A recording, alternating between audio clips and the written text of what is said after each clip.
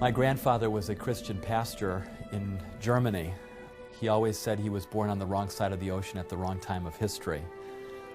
He was drafted into the German army along with every able-bodied person right as the Second World War began in 1939, and immediately placed on a frontline unit, Unit 699, that was placed in the heart of Russia and moving through the Ukraine and into Russia in the southern flank. They were heading for the city of Baku, for their goal was to basically capture the oil reserves of the Russian armies and the Russian government. And being on a bridge building unit right at the front lines, often behind enemy lines, there were huge amounts of casualties and a lot of heartache. One day, his commanding officer towards the end of the war called him into his office, his makeshift office, and asked him a very direct question. He said, "Herr Hasel, do you believe that Germany is going to win this war?" And the question was kind of a catch-22, because if you're a patriotic soldier, you're going to say, of course we're going to win this war. But also being a Bible student and as pastor and having studied prophecy, my grandfather knew that Germany would not win the war, and so he was conflicted and he didn't know exactly what to say, and at that moment he said a silent prayer to heaven. And then he said, "Is this an official or an unofficial question?" And they had kind of an unwritten code within their unit that when they had their hats off, they could speak on an unofficial capacity. And so the commanding officer stopped for a moment and then he said, "Okay, it's unofficial." And he took off his hat and placed it on his desk, and my grandfather did the same, and he pulled out a Bible from his pocket, opened it up to Daniel chapter 2, and began to tell the story of Nebuchadnezzar's dream. And he said, "I don't believe that Hitler is correct. His empire cannot last 1,000 years as he's promising the German people. This war has to fail because of biblical prophecy and how everything has been fulfilled in the past." Nearly 2,500 years ago, King Nebuchadnezzar, the king of Babylon, had a dream. Now, it's been said that this dream revealed the history of earth from that time until today. Now, is this actually true? In order to find out, we need to go back to the book of Daniel. Daniel was taken captive about 605 BC, according to the book. He was taken captive right about the beginning of the reign of King Nebuchadnezzar II, who established the resurgence of Babylon as a very strong power in the ancient Near East. He took a number of princes from the city of Jerusalem captive, one of whom was Daniel. Well, it was not unusual that conquerors, kings who conquer the land, would take from royal families and nobility young people and take them with them to their own country. And it was mainly done for two reasons. One reason is that these young people will be educated in Babylon, and they would accept not only language of Babylonians, but they would accept culture and religion and everything from Babylon. They would take the cream of the crop, the intelligentsia, the royalty. They would take the artisans, the writers, the physicians, so that their land was developed at a high level, but they would leave some of the people in the land and allow a local person to rule. That's exactly what happened with the time of Daniel. Daniel and his friends were taken from Jerusalem to Babylonia. We find Daniel captive in Babylon. Now, Daniel chapter 1 tells us why he's there, okay? Nebuchadnezzar had gone to Jerusalem in 3 separate raids. The first one was in 605 BC. Then there was another one around 598 BC and another one around 586 BC.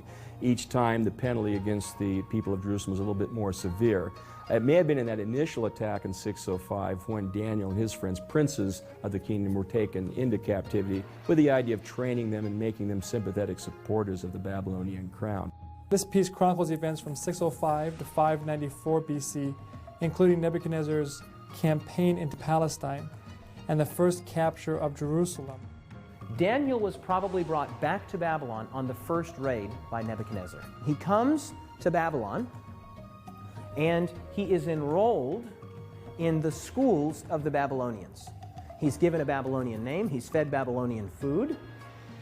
He is enrolled in their schools in a kind of Babylonian brainwashing to prepare him to assimilate to Babylonian culture and language, and eventually to be a kind of puppet ruler over the Jews for the Babylonian Empire. He risked his life by insisting on remaining pure in the way that he ate in his diet and so on, and what he drank, rather than just accepting the hospitality of the king. Now that was extraordinarily dangerous, and if you don't accept the hospitality, that is a serious insult. Now you see, that can be dangerous even if you're equals with somebody, but Daniel was not the equal with Nebuchadnezzar. He was a captive. He was being treated with a massive blessing and compliment from the king, the great king who had conquered all these other kingdoms, and yet he refused his hospitality. This was very dangerous, but God blessed him. He got through that, and he became much wiser than all of the other wise men. One of the most fascinating stories in the Bible is the story of Nebuchadnezzar in Daniel chapter 2.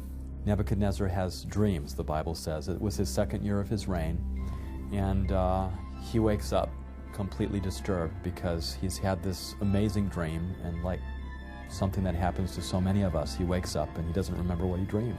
He dreamt a dream that terrified the daylights out of him. Now, this has got to be quite a dream to terrify this kind of a king. He knows it's from the gods. He's just conquered all this territory, but it still frightens him. He doesn't know what it means.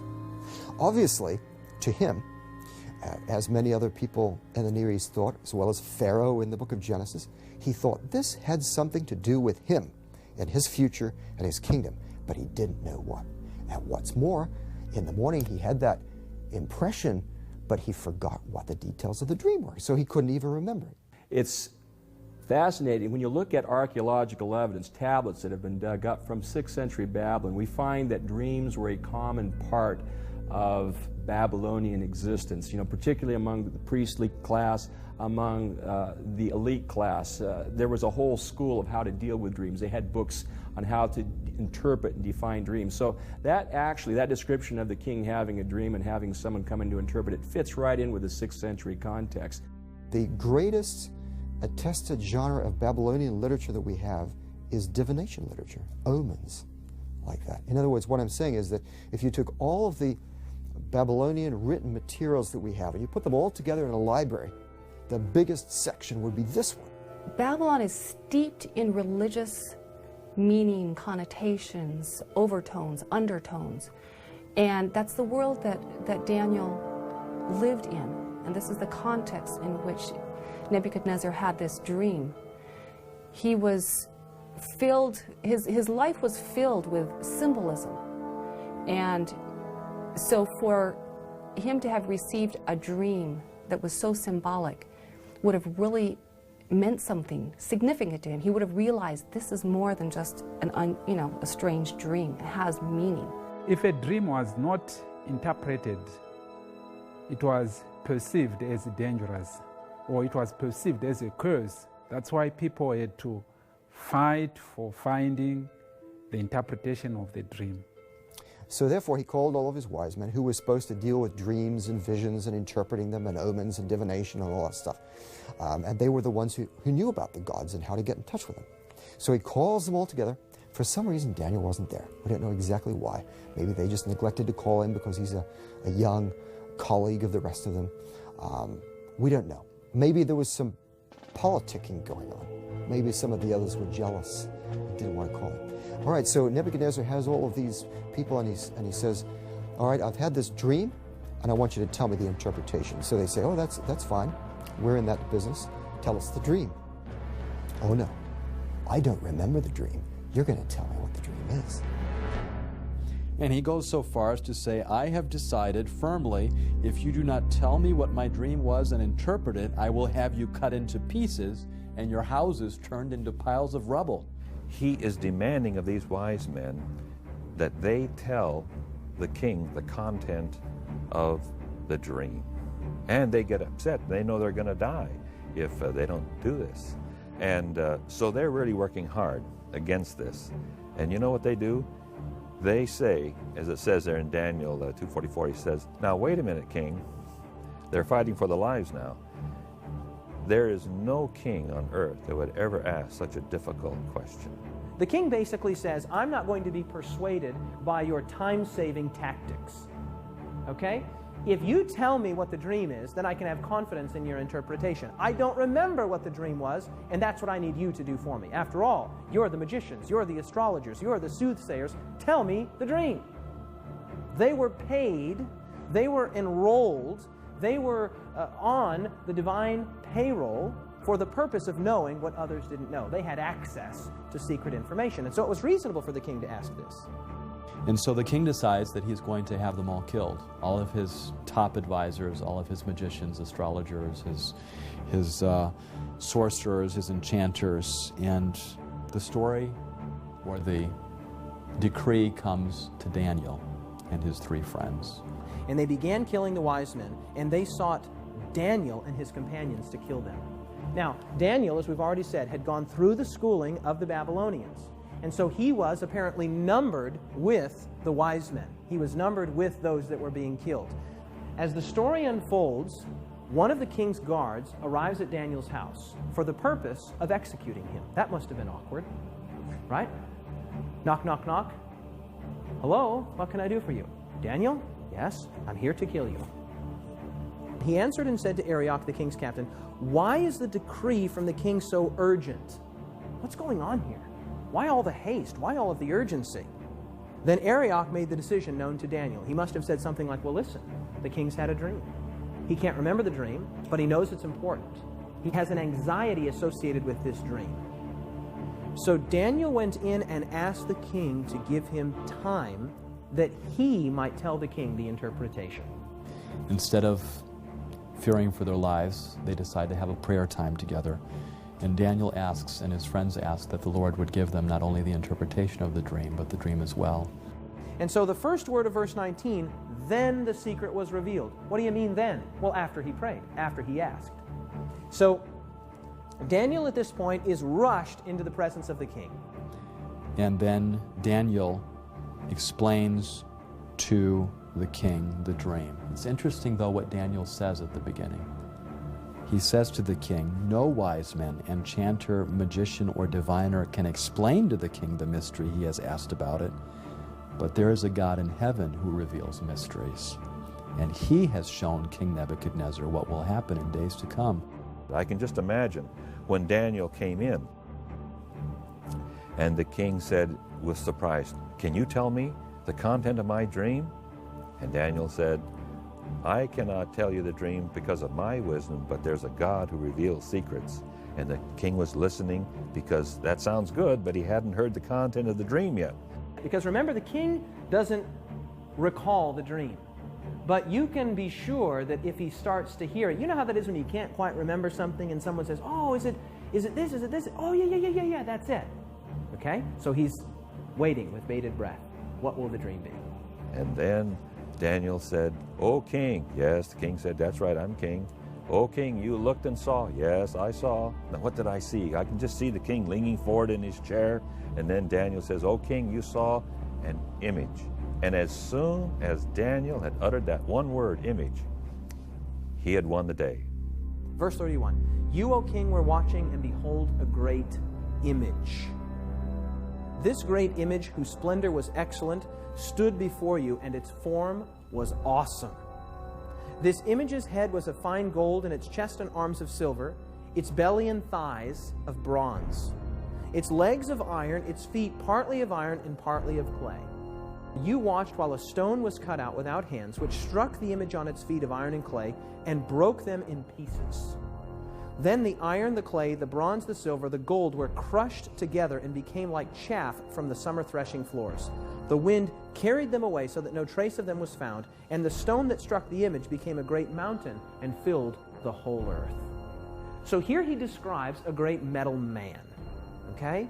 The head of gold, the chest and arms of silver, the belly and thighs of bronze, the legs of iron, and the feet partly of iron and partly of clay, okay? Very simple. A statue, an image, an idol. So you see descending value in terms of the metals, but perhaps increasing strength, except for the iron and clay at the bottom. So it's a very intriguing dream, and the context of Daniel suggests that in the 6th century, Daniel was shown a vision of the entire future of the world from Nebuchadnezzar's time until this stone kingdom, which seems to be something that happens at the very end of Earth's history.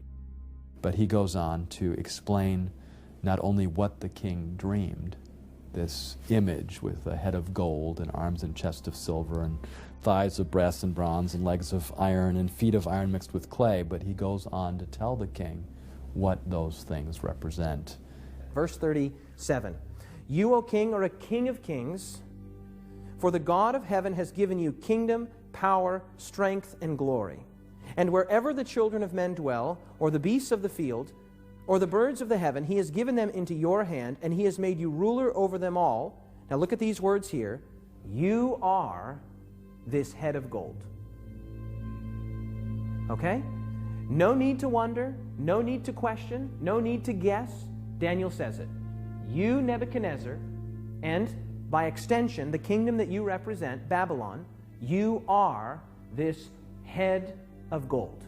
After, of course, consulting his own God, he's told that these metals represent a sequence of various kingdoms, and Daniel tells Nebuchadnezzar that you, O king, are this head of gold. The head of gold represents Babylon.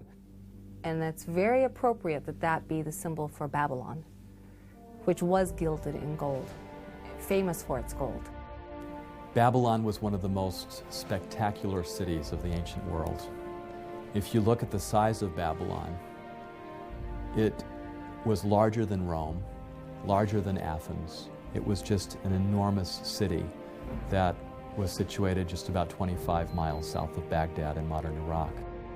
Historians tell us that there was more gold in Babylon, and probably they're using hyperbole, but you can get a feel for the richness of ancient Babylon, that there was more gold in Babylon than there was dust. It was the great golden kingdom of antiquity. Excavations that have taken place there beginning in 1899 by the Germans have revealed a city that was surrounded by triple walls.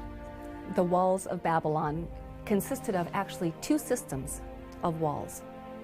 And they surrounded the city, and these two systems, each one consisted of 3 separate walls. So you had a total of 6 walls surrounding the whole city. It was massive. This brick is actually a brick from the walls of Babylon. Every brick made during the reign of Nebuchadnezzar was stamped with his name in it. There were over 200 pagan temples. The famous ziggurat, of course, was the central temple, and many gods were worshipped. Nebuchadnezzar built many altars, temples, sanctuaries, and it was a very polytheistic society, a very sophisticated society. The literature and the language was something that, at that time, the Akkadian language was basically the lingua franca of the world, like English is today. Anyone doing commerce, anyone doing any kind of diplomatic relations would be communicating in that language. And so the Babylonian Empire not only spread, but it was very influential as well. Nebuchadnezzar didn't like the idea that he was only the head of gold. He wanted to be the whole thing. And so he set up a great image of gold where the whole thing was of gold in Daniel chapter 3, the very next chapter, and he had a lot of his people bow down and worship. Now, William Shea has pointed out that this was possibly a time of conflict in the empire when there was some possible disloyalty to Nebuchadnezzar going on, so he was having everyone pledge loyalty to him. When you read the document coming from Babylon, we discover that in about 10th year of his reign, a rebellion broke out. And rebellion was so severe at one point in his court that the text says that he had to take his own sword and defend his own life. Fortunately, soldiers came in and he was able to survive this rebellion. And of course, those involved were punished, executed. But the problem was Nebuchadnezzar did not know who else was involved in this rebellion, in this plot. So he is asking that court officials would pledge new allegiance to him. And he is bringing the people into the Babylon just to make sure that they understand that they have to be obedient to him, they have to accept him as sovereign king and ruler. Now this comes very, very close to the events of chapter 3, where we do have the statue he built and people who were there were supposed to bow down and pay respect. We have a list on the tablet mentioning about 100 names of the people who were invited to Babylon to pledge these new allegiance. And among these names, there are 3 names which are very similar to those 3 young men that we read in the Bible, in the book of Daniel chapter 3, they did not bow down. Shadrach, Meshach, and Abednego. Shadrach, Meshach, and Abednego were nobility. They were friends of Daniel. They were part of the upper elite society of Jerusalem, and all 3 of them with Daniel were taken as captives to be trained in Nebuchadnezzar's court. Those who don't bow down, which are the friends of Daniel, he has them thrown into a fiery furnace and heated up very hot. It's like a brick kiln. And just nobody could survive anywhere near it. In fact, the people that threw them in were killed. But the fact that the whole image is of gold really shows that Nebuchadnezzar is rebelling against the vision of Daniel chapter 2. He's not accepting that God is just allowing him to be the head of gold. He wants to be the whole thing and go to the end and reign forever. And so he has some hard lessons to learn. Because in Nebuchadnezzar's mind, Babylon is not a temporary kingdom. Babylon is the apex of all kingdoms. It is the unending kingdom. And so Daniel says to Nebuchadnezzar, you are this head of gold. Nebuchadnezzar must have loved that.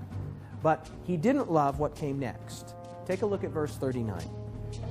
But after you shall arise another kingdom, inferior to yours, then a 3rd kingdom of bronze, which shall bear rule over all the earth.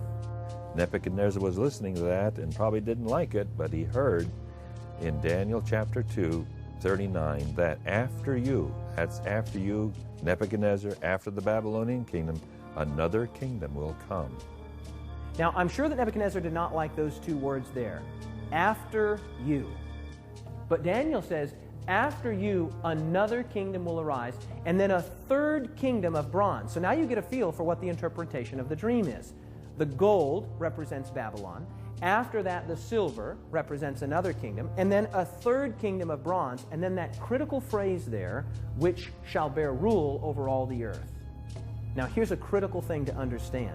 That phrase, which shall bear rule over all the earth, lets you know that these are not mere regional or tribal powers. These are world-ruling entities, world-ruling powers. Babylon was the greatest nation of antiquity up to that point.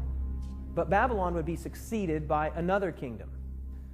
Well, the conquest of Babylon is rather interesting. The Persians come up to the city and they surround the city. Of course, from the book of Daniel's perspective, Belshazzar the king is trapped in there with his nobility, and they feel quite safe. The walls of Babylon were very sturdy, very strong. Belshazzar knows that Cyrus is invading, that he's approaching, but he's not afraid. Babylon is invincible. It's got the walls around the city, it's got canals, it's got moats, and it's safe. One of the key features of the city of Babylon was that the Euphrates River ran through the city. That was a source of water for the inhabitants of the city, and you couldn't just break into the city. The gates were very well constructed, and the river itself, there were special barred gates that came down into the river, making it impossible for anyone to sneak into the city through the river course. Babylon, in fact, was under the rule of Belshazzar when it fell, on the night that it fell, according to Daniel chapter 5, when the armies of Cyrus under this general came and they got into the walls, and the Greek historian refers to the idea that, in fact, the armies of Cyrus diverted the waters of the river Euphrates. The Persians were able to divert the water by building a canal upstream and diverting the course of the river so that the water level going through the city actually dropped very low, and the Persian soldiers were able to slip underneath the water gate into the city itself, while the guards and other people of Babylon apparently were partying at Belshazzar's last party, and they were able to go in and take over the city that way. Once you break into the city, open up the rest of the gates, and the Persian army can race in and take over. Belshazzar gets reports that cities are falling.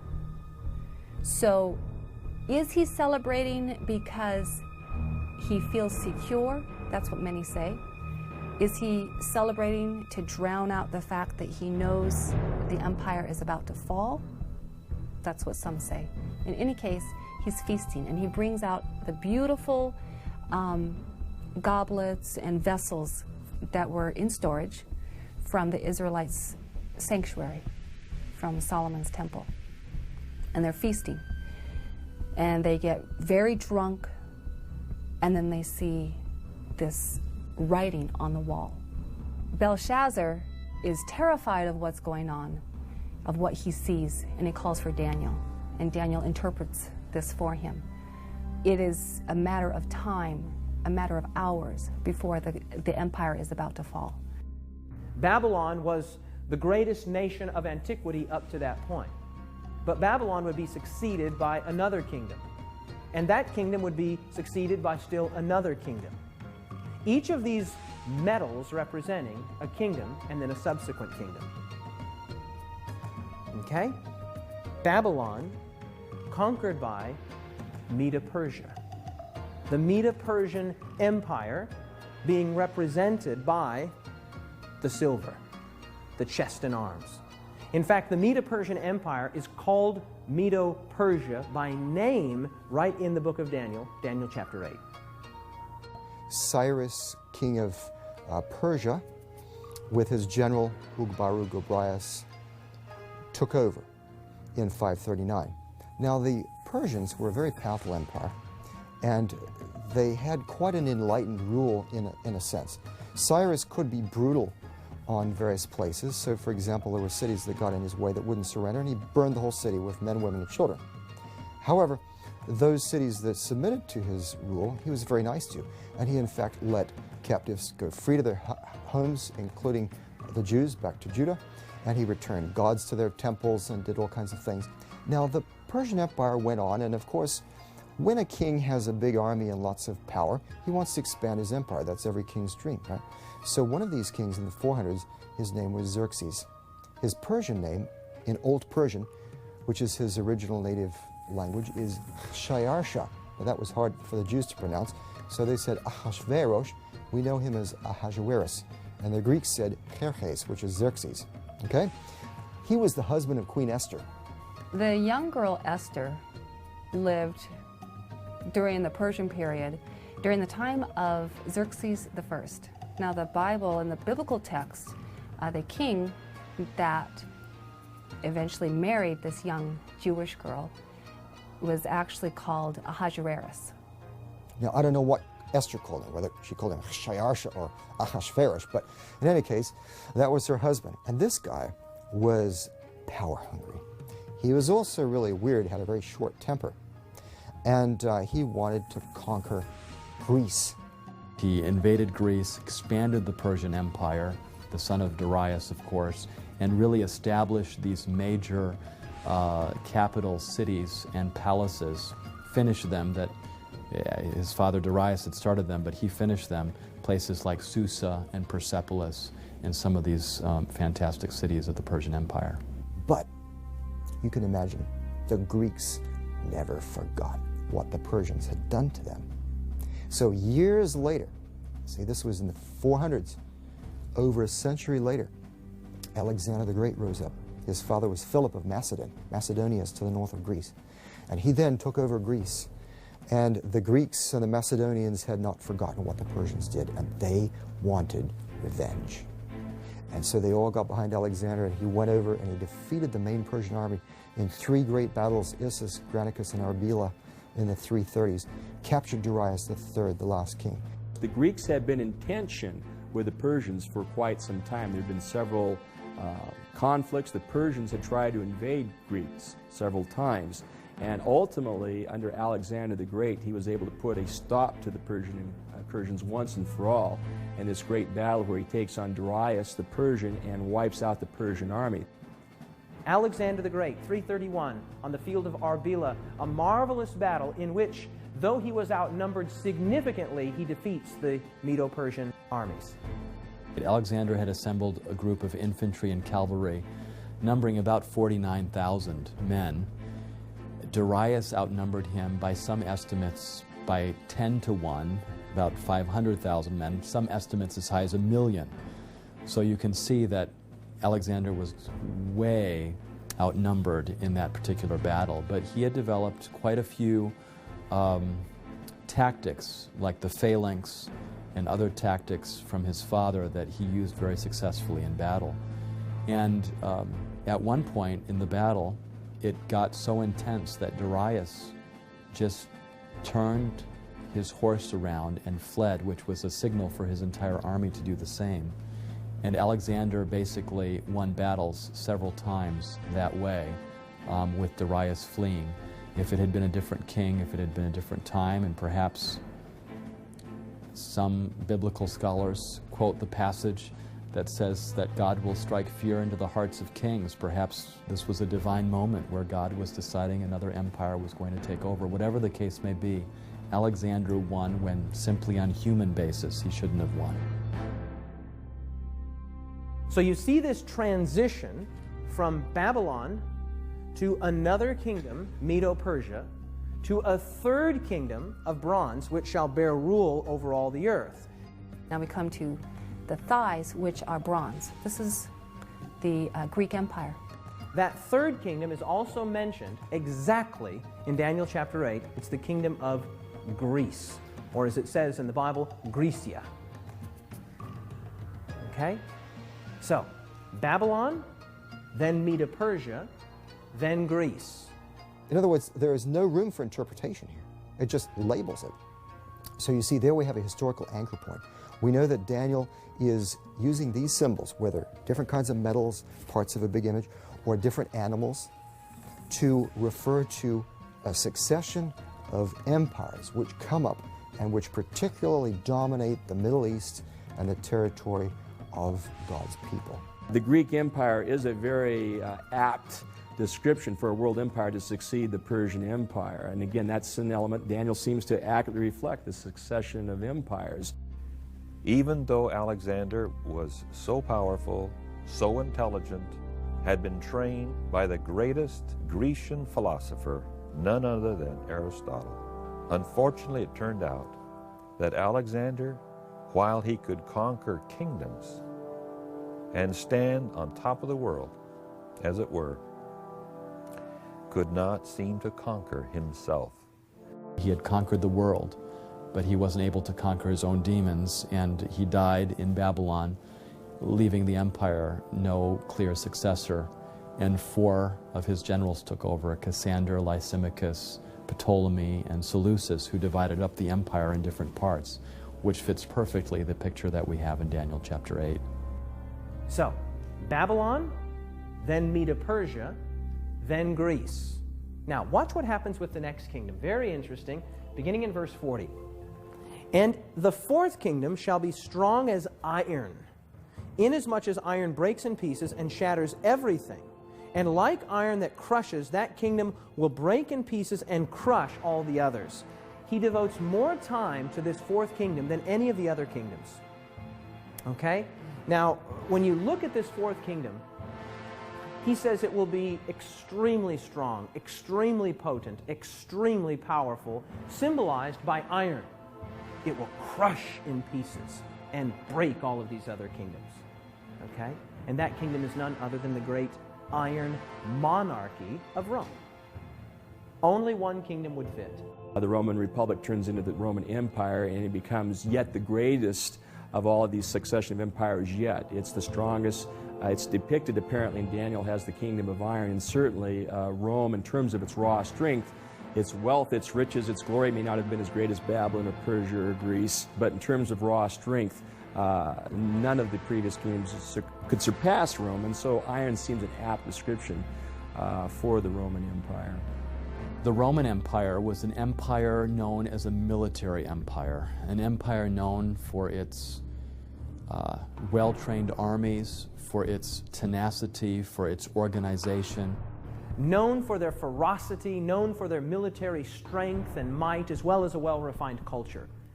Now, Jesus was alive during the time of the Roman Empire, right? Jesus was nailed to a Roman cross.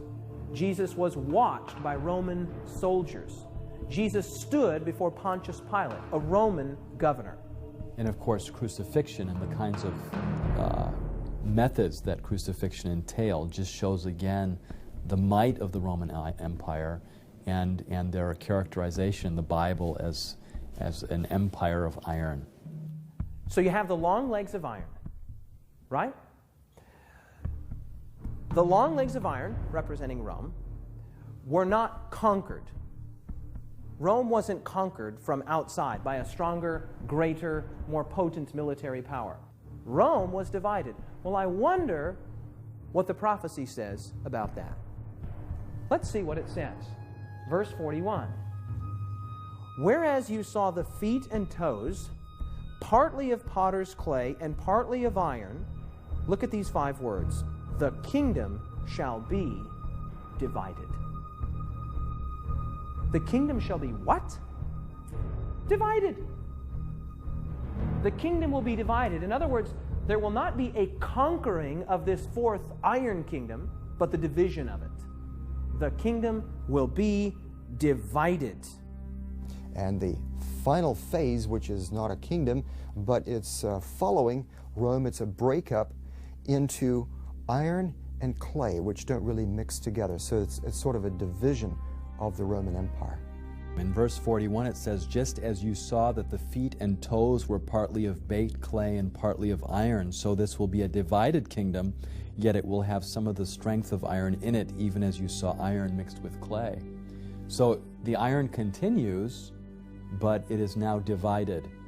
And that's precisely what happened in this history of the Roman Empire as it moved from the domination of Rome to the division of Europe. We have a number of tribes, a number of barbaric tribes that come in and begin to cause havoc in the Roman Empire already early on, and then as time goes by, Rome as an empire loses its power.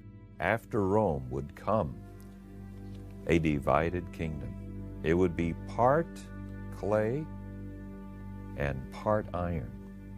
And they would not cleave together. They would not stick together. They would be in the form of a body part, but they would not be a single kingdom. I mean, some of the great men in history, this has been their passion, to bring about a kind of cohesiveness, a kind of unity in Europe, and yet the Bible says it's not going to happen.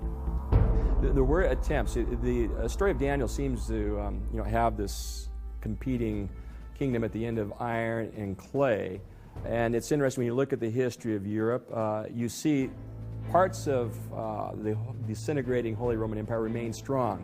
And there's different countries will at times emerge with great strength. The Franks will emerge, Charlemagne, through the Middle Ages. Different kingdoms seem to come to predominance, but none of them quite are able to hang on to power. And this has been sort of the history of Europe all the way from the disintegration of Rome through the Holy Roman Empire through the Middle Ages to the present. I suppose you could suggest Napoleon was one of the more recent examples of trying to unite Europe into one kingdom like had happened in Roman times or Greek times or Persian or Babylonian times. But he doesn't succeed. It fragments. The rest of the iron and clay join up against him and the French Empire falls. The prophecy says, and history confirms, that Rome was not conquered from outside, but divided. It was divided. And then it says something amazing. It says that they would mingle themselves with the seed of men. Now that's kind of an awkward phrase, kind of an unusual phrase, but what it means is very simple. It means that they would try to bring unity to the nations of divided Rome by a kind of artificial nuptial bond. That is to say that they would try to bring about unity through marriage. And this is exactly what the history of Europe reveals. And one of the main ways that they tried to get unified was through intermarriage of their families, as Daniel says. Now we're talking about long after the time of Daniel. This is incredible. In fact, one of the main people who was doing this kind of intermarriage was Maria Theresa in the 1700s, the time of Mozart. She ruled over the Austro-Hungarian Empire. And she had a lot of children, especially daughters. She had a lot of daughters. And she married them to all kinds of other rulers. They didn't have a choice, most of them. One did. Her favorite daughter had a choice. So she gained power by having it all in the family, you see. And that's the way they tried to control Europe. The Duke of this country would marry the Duchess of that country. The King of this country would marry the Queen of that country. The Prince of this country would marry the Princess of this country, all the while trying to bring about an artificial unity, thinking that family ties and family bonds would bind the nations of divided Rome together in such a way that they would once again be unified. Now, as if that's not amazing enough, the text says that it wouldn't work, that it wouldn't cleave or adhere together. Even though they attempted to have unity through intermarriage, it did not work because the prophecy is sure. These countries will not cleave together, no matter what humans might try. The critic says, too accurate, too precise, must have been written after the division of Rome sometime. Okay? Everybody agrees Daniel is accurate. So the question is, was it written before, with the traditional authorship, 500 to 600 years before the time of Jesus, or was it written sometime after the division of Rome, 500 to 600 years after the time of Jesus? That's the question.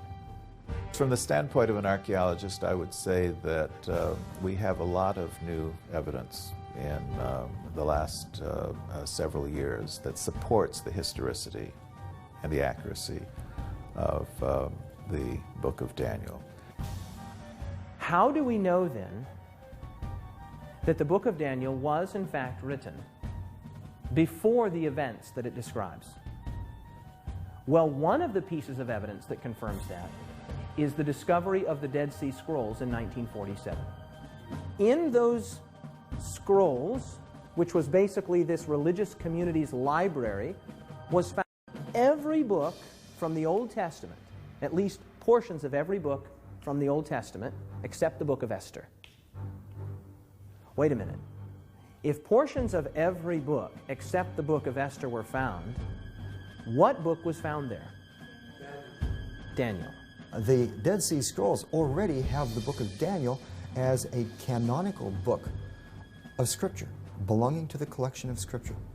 And if the book of Daniel was just only produced in the 2nd century, about 165, how would you find so soon after that this book of Daniel included in canonical Scripture? It just doesn't make sense. Now think this through with me. Even secular archaeologists, secular scholars date the Dead Sea Scrolls to 250 to 50 BC. That is to say, somewhere between 250 years before the time of Christ and 50 years before the time of Christ. You tracking with me? Now, if we have the book of Daniel some 200 years or 250 or 150 years before the time of Jesus, then guess what? We have a very good indicator that the traditional date of authorship that is attributed to the book of Daniel, namely 500, 600 BC, is the correct one. So rather than seeing it as a late work that is full of errors, that are not historical or not trustworthy, I think we can say the opposite, that we have enough evidence to favor 6th century dating for the book and the accuracy of the material that's found there. Now watch what happens next in the dream. Verse 34, you watched while a stone was cut out without hands, which struck the image on its feet of iron and clay and broke them in pieces. Then the iron, the clay, the bronze, the silver, the gold were crushed together and became like chaff from the summer threshing floors. The wind carried them away so that no trace of them was found, and the stone that struck the image became a great mountain and filled the whole earth. Nebuchadnezzar believed that God lived in mountains. So God is using his understanding, and he is choosing that the rock is taken from the mountain and sent to destroy the statue. So Nebuchadnezzar would know from the beginning that it is not that other kingdom will come to destroy the kingdoms of the world, but it will be something that comes from God.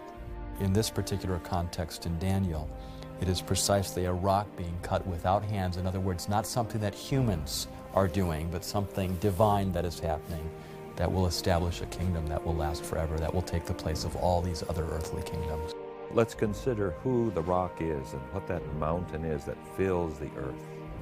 In 1 Corinthians 10:4, we're told that the rock that followed them in the wilderness was Christ. Very interesting. And then in Deuteronomy 33:3 and 4, God calls himself the rock. He sees coming out of from his peripheral, this stone flies through the air and it hits the image, shatters the image. This is Christ. This is the coming of Christ. And then he said, this represents the kingdom of God, which is coming to human history, to intervene, to take over from all of these kingdoms of the world. And then this becomes a great kingdom that fills the whole world, and he reigns forever and ever. Remember with me that the book of Daniel was written some 500 years before the time of Jesus. Okay? 500 years before the time of Jesus. Staggering. I mean, you couldn't tell me what's going to happen in the next 5 minutes, much less the next 5 centuries. Daniel's writing in the time of Babylon, and he foretells, really, if you divide the prophecy up into 7 sections, he really foretells 7 things. Okay? He said there would be Babylon and there was Babylon, that's 1. The prophecy says there would be Medo-Persia and there was Medo-Persia, that's 2. The prophecy says there would be Greece and there was Greece, and that's 3. The prophecy says there would be Rome and there was Rome, and that's 4. It says that Rome would be divided, and Rome was divided, that's 5. It says that Rome would continue to be divided despite overtures, both political and marital, to bring a unity, and it is still divided to this day. That's 6. The only thing left to be fulfilled in this prophecy is that stone hitting the image and God establishing his own kingdom, which will never be destroyed. The commanding officer stopped for a moment, and then he said, okay, it's unofficial. And he took off his hat and placed it on his desk, and my grandfather did the same. And he pulled out a Bible from his pocket, opened it up to Daniel chapter 2, and began to tell the story of Nebuchadnezzar's dream. The image with a head of gold and arms and chest of silver and thighs of bronze and legs of iron and feet of iron mixed with clay, and went through the world empires that those represented: Babylon, Medo-Persia, Greece, and Rome. And he said, we're now living down in the period of the disintegration of the Roman Empire after Rome fell, and this is Europe today, and this feet of iron mixed with clay, and just as iron does not mix with clay, that's the time period that we're living in. And so I don't believe that Hitler is correct. His empire cannot last 1,000 years as he's promising the German people. This war has to fail because of biblical prophecy and how everything has been fulfilled in the past. His commanding officer was very thoughtful when the Bible study was over, and then he said, could I see your Bible? I'd like to keep this. And my grandfather said, okay, and he handed over the Bible. And he said, I want you to be here again tomorrow morning at 9 o'clock. You're dismissed. The next day he showed up at 9 o'clock, and only to see that there were 2 other high-ranking officers on either side of his commanding officer. And at that moment, as he walked into the office, he thought, oh no, for sure I've been betrayed. But then his commanding officer took off his hat, told the other 2 officers what their arrangement was, and that everything that would be spoken would be not repeated again, and handed back my grandfather his Bible. And my grandfather opened it up to Daniel 2, as he was told that he would have to tell that Bible study all over again. And so that's what he did. He went through the Bible study, went through each of those medals on that image, and as he went through those medals, he talked about the dates. And every time he mentioned an empire like Babylon and the dates of 605 to 539, he noticed some communication going between his officer and the other 2 officers, kind of imperceptible, but there.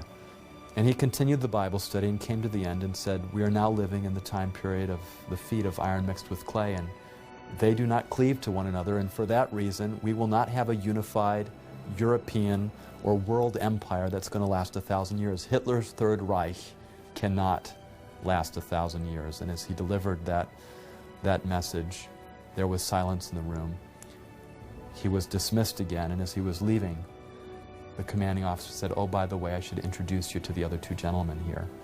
And he said, this is a captain, and prior to his time here in the German army and his drafting into the German army, he was a professor of history. And Then he was introduced to the other gentleman, too, who had been a professor of history as well in his civilian days, just before the war. He says, both of these men have corroborated all the dates that you provided and the sequence and the history that you've provided here. Thank you very much. Several months later, in May of 1945, the war ended. And as they were now faced with the whole issue of retreating and going back to Germany, what had taken them months and years to accomplish, the big question was how were they going to make it? But unknown to my grandfather and to the rest of the unit, this commanding officer, having been convinced several months earlier, had rationed every ounce of gasoline, every bit of food possible, because he knew that this war would end soon, based on that Bible study, and that they would have to retreat. You know, as he told me that story later, he said, and there's been a book published now on this story called 1,000 Shall Fall, of the original 1,200 men that were in his unit, only 7 survived, which was remarkable when you think about it, because my grandfather was had a strong conviction not to bear arms, and he carried a wooden pistol with him that he had carved while he was in France at the first part of the war, that he carried with him for the rest of the war, and nobody ever knew that, but he wasn't armed the entire time. And my grandfather often said afterwards that he believed that God had really been with him, that he had been protected, and that it was for moments like those when he was able to bear testimony of God's Word and biblical prophecy that had made all the difference for him and for his family and for his life. Before I was exposed to prophecy, Daniel 2, as well as Daniel 7, and other prophecies in Daniel, I was completely disinterested in religion, had no interest. I had no awareness of religion. And so seeing that prophecy played an enormous and determinative role in my personal conversion to Christ and in my present confidence in the Bible. There are 2 things in my mind that make the Bible itself a very relevant and a very real book to me today. The one thing is prophecy that you can see fulfilled over the history of time. The other is, as we do more and more excavations as archaeologists, and we're finding these ancient cities and these ancient civilizations that the Bible talks about, whether it's Babylon or Medo-Persia or Rome or Greece, whatever it is, we're able to tangibly touch the past. We're able to see it in a 3-dimensional way, and the Bible just comes to life in a way that is very powerful. So this detail just gives you the idea that, in fact, there was some great mind behind this who can read the future. Isaiah chapter 46, verse 9, I am God, and there is no other. I am God, he says, and there is none like me. And then he gives us the evidence. What was the evidence that God advanced that he was God? Declaring from ancient times the things that are not yet done. Prophecy.